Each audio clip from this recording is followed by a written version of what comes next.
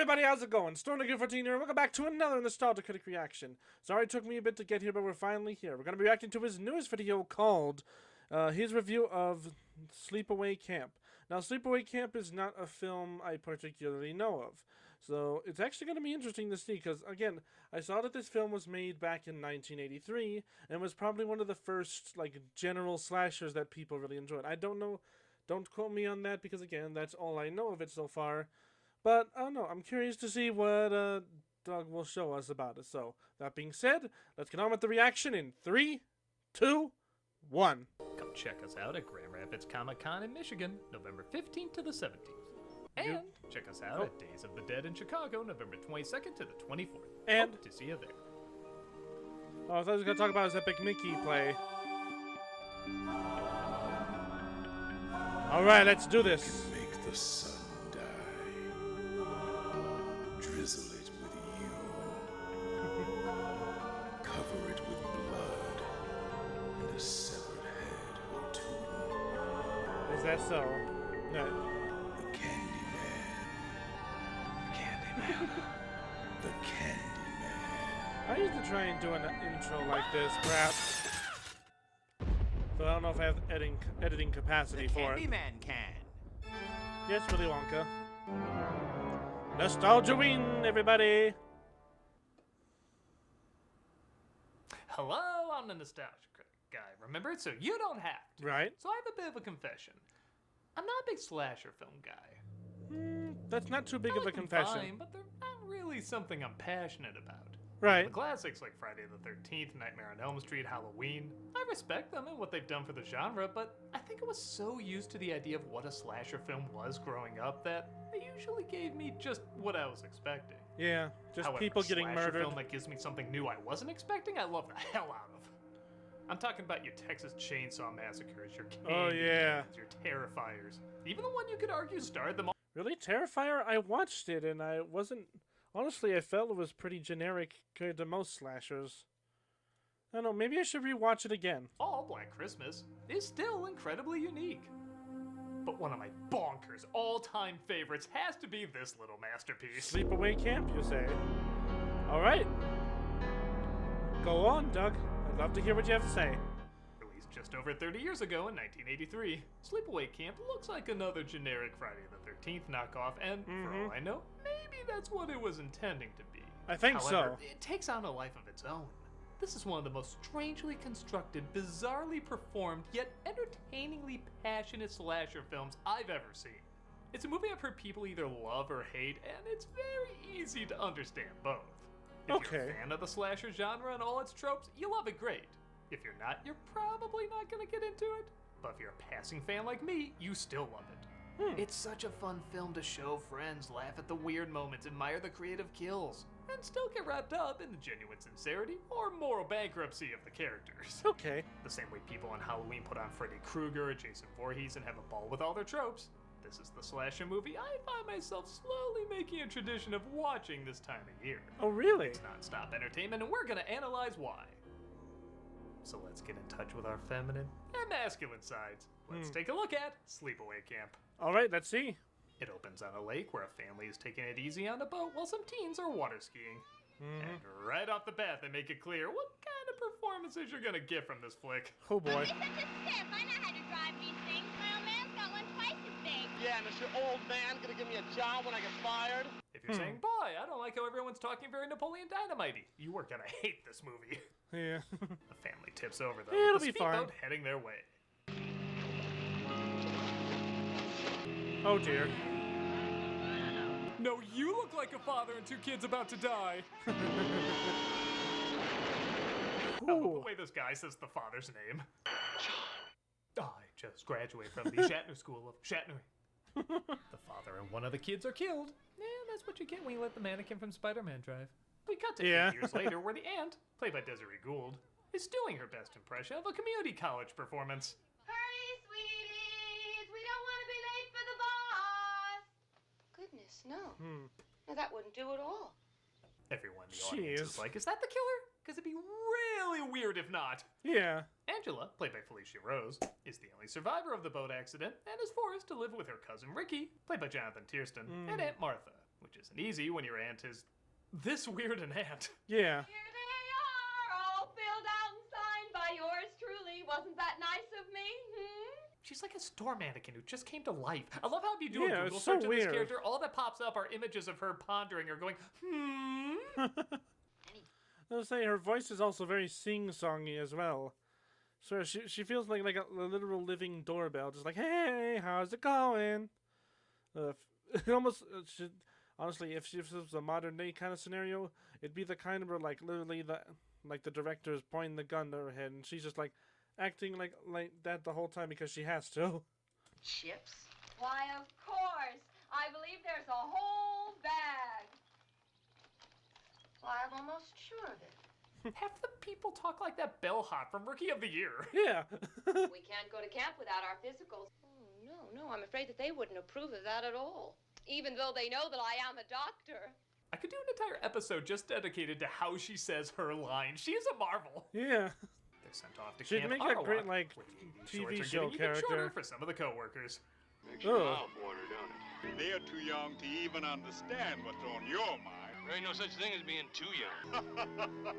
Oh dear. Close. The correct answer was, Jesus Christ, I'm calling the cops. Yes, please. Angela is shy, but Ricky tries to pick up where Good he left off grief. with an old flame named Judy.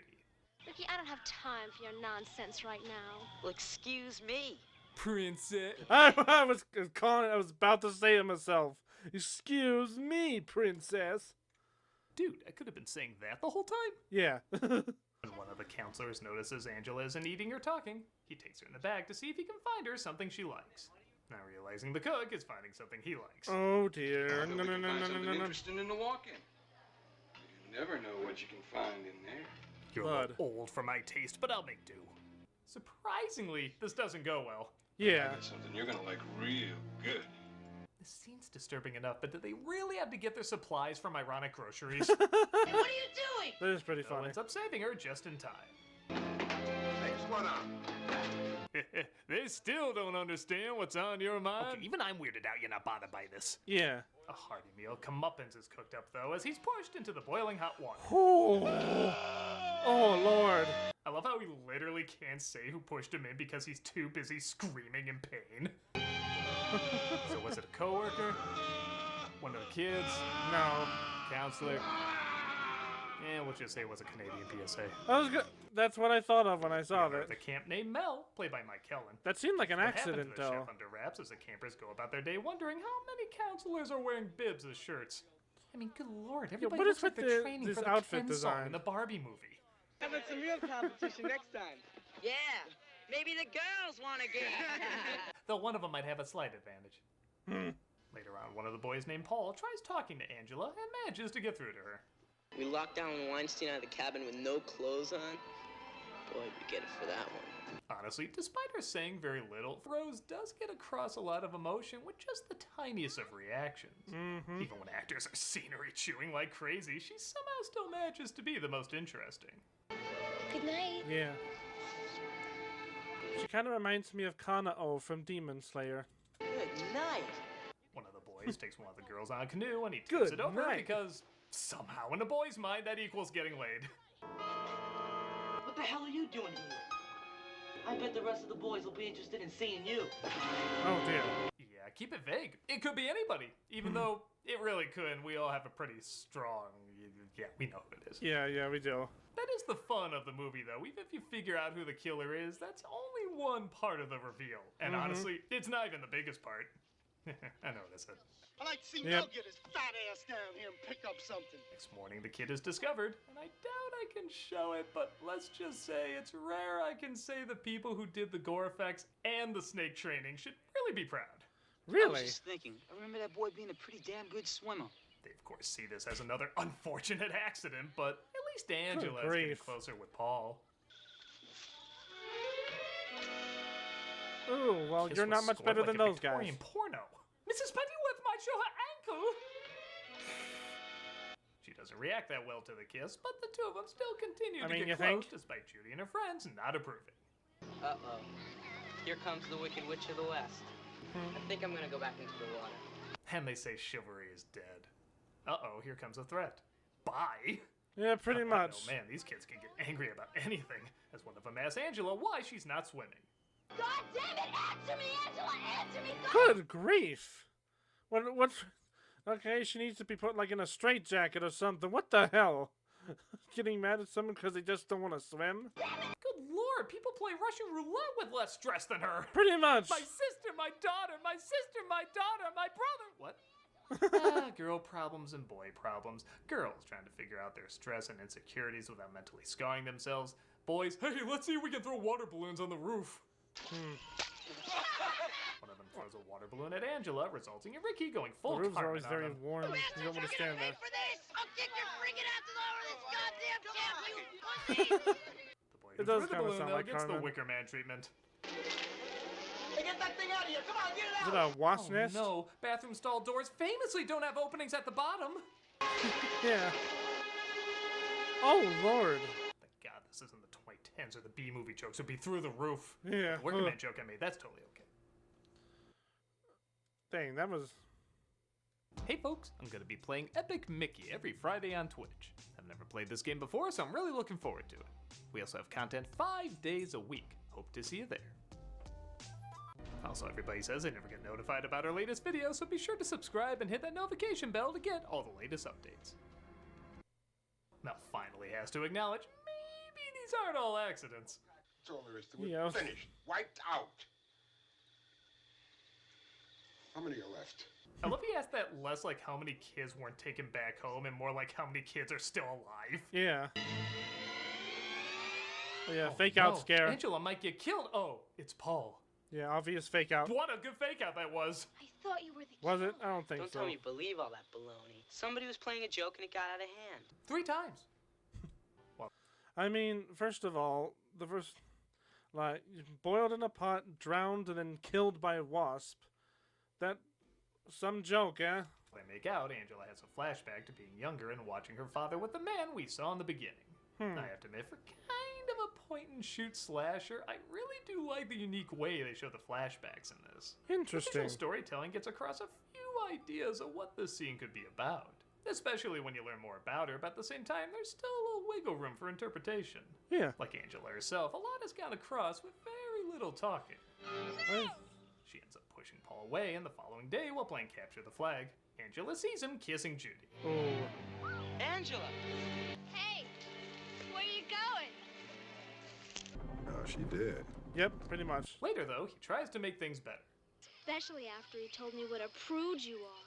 I gotta go. Or he just leaves again. You're not gonna What lie, the Angela, hell, make things dude? better. What's the problem? My good friend Angela here doesn't feel like going in the water today. I do like most Wait, of you're the just gonna time she's chuck her being in or mocked, it's something? filmed as a wide overhead shot like she's small and weak, but this time around it's a tight close-up. Like, this affected her differently than before, and there will be pain. Yeah. Again, getting across a lot without having to talk too much. Is the reveal, is she the killer? I'm calling it, is she actually the killer? Because, like, it looks like she'd be, like, the victim. Or maybe that's too obvious, I don't know. They pick her up and throw her in the water, but Ricky is once again there to help her. You won't let them get away with this, that's for sure. Okay, so as I was alluding to before, that is the one thing that doesn't work at all, the fake outs. Yeah. Like, let's say you still don't know who did it. I'm not against throwing in people it could be. Even Mel thinks Ricky might be the killer, but look at the back of this kid's head. We know it's not him. Yeah. They're trying so hard to make it look like any of these kids acting crazy could be the obvious choice, but the Right. most obvious choice is still the most obvious choice. But hey, at least the So I was I right? I should keep watching to find out. I don't know. I've never been that good at, like, guessing this kind of stuff. romance is believable. Remember that dinner you promised me up at your place? Yeah. The fuck? Even Mel as a character is like, really? The movie's giving this to me? Is there anyone in this film that doesn't have parent issues? Ugh. Got me a date tonight. Oh yeah? With who?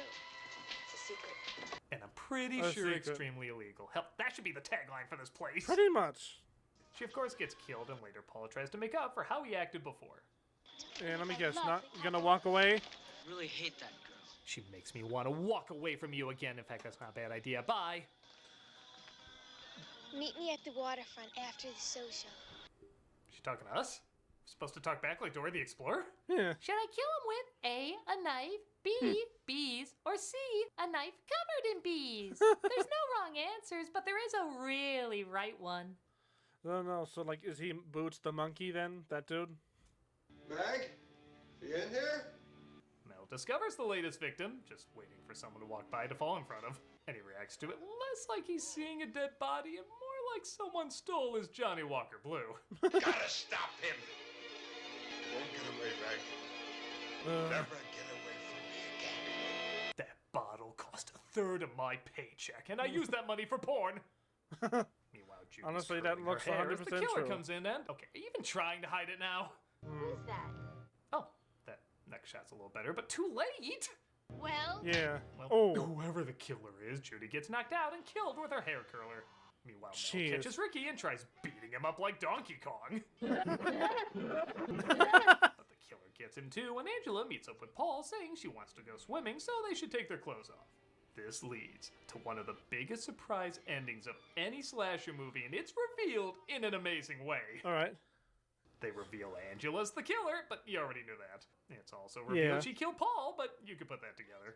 However, here's something I'm willing to bet nobody put together. Alright, what is it? We cut to a flashback where Aunt Martha reveals she made a few changes after that boat accident. We already have a boy, so another one simply would not do, Angela. I know you're going to like that name, won't you, Peter? I love watching people slowly put this together, and as soon as it hits them, we're instantly given one of the funniest but also scary as hell images to ever end a horror film. So you mean to tell me that she's been a he this whole time? That's actually pretty freaking crazy.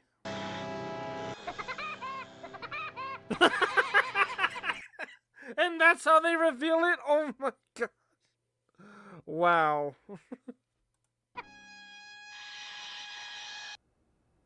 What the hell? Okay, so, on top of discovering she's a boy, Rose gives a look that is so insane, it's hard not to laugh and be disturbed at the same time. Yes. And while this face is already perfectly unsettling, making a mask out of it to put on this dude playing her body double is literally the ingredients for nightmares. Yeah, it is. I adore the sound of people watching this either screaming or laughing or not even knowing how to react. Yeah. Even looking back, all the pieces kind of fit. See, this is where the awkwardness of the film kind of helps it out. Wasn't it that the in son beginning, survived? After the accident, we see the back of the boy's head still alive.